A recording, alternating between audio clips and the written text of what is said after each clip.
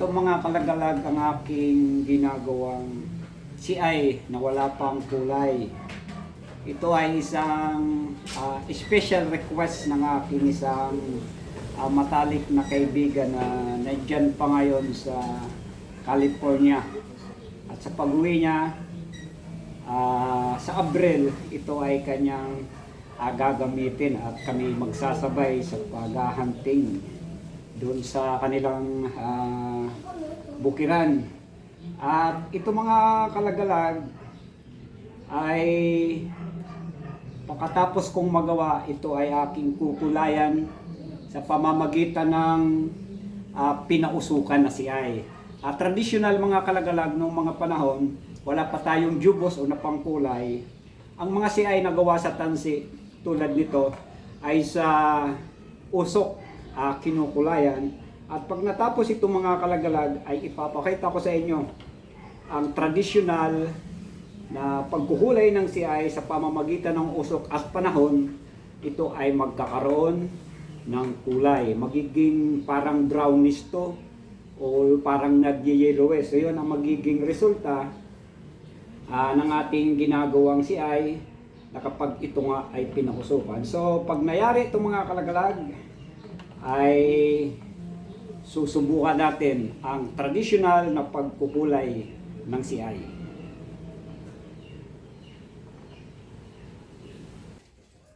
Ito na mga ka-hunter yung ating CI at nakompleto na natin ma-assemble yung mga silo. At ngayon naman ay ako ay naglalagay ng stopper sa dulo, sa ilalim ng ating mga silo. So itong nilalagay nating stopper sa ilalim ay para hindi natin masalat yung talim ng dulo ng tansi sa ilalim, at ito ay suporta rin na hindi talaga kaya to hugutin ng alpas. So yan mga ka-hunter, ang ating stopper sa ilalim ng CI. Kasi kung hindi natin yan susunugin, mahawakan natin yung talim, yung ito, pangit, masalat natin to, pangit to sa kamay. So kailangan natin lagyan ng stopper yan para malinis tingnan, at kapag hinawakan natin wala tayong masasalat na matalim. Yan ang mga ka-hunter yung nabuo nating CI na wala pang kulay. Ayan, lapitan natin simula dito sa dulo ng kanyang connecting ring. Ayan mga kalagalag ang kanyang hitsura. So ibang iba sa mga nakasabit dyan sa gilid ng mga may kulay na tansi. Ito talaga ay plain. So ayan, at kahit ang kanyang connecting ring ay wala pa ring kulay. So ayan, magkakaparehas lang sukat niyan at hanggang dito sa dulo. So ito, ayan ang ating CI plain color. At di tulad ng isa nito mga kalagalag, itong nakasabit natin isang camouflage. Yan, makita natin. Ayan, ibang iba sa kulay ng ating plain color. Ayan, yan ay ginamitan natin ng jubos. So ito na ang modernong CI ngayon na kinukulayan na. So ayan, nakalambitin, at ito ay ready na tupiin tulad ng isang ito mga counter. Ayan, at bukas yan ay atin ang kukulayan sa pamamagitan ng usok. So yan ay ating tutupiin din para maproseso natin ang pagkukulay ng CI sa pamamagitan ng pausok. Yan mga ka-hunter, natupi na natin ang ating plain white color CI. Yan ang kanyang itsura pag natupi. Yan,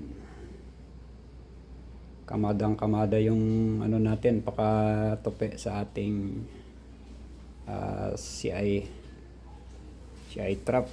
At ibang iba sa itsura niya itong tatlong nakalatag, tulad nitong nakatupi din na camouflage box type CI, direct ring, at itong dalawang pataker na 2 colors combination yan mga ka-hunter.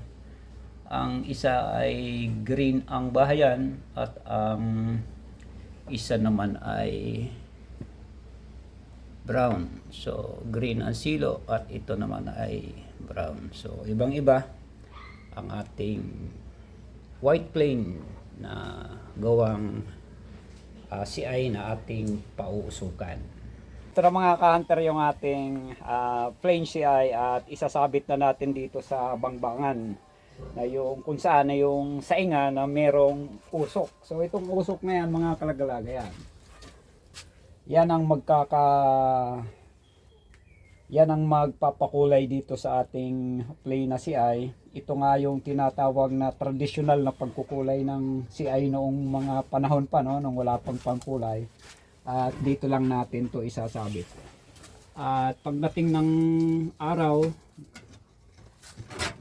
ito ay magkukulay brownish na mga ka-hunter dahil sa usok nga, sa araw-araw na may magsasaing, ayan, nauusukan itong CI natin,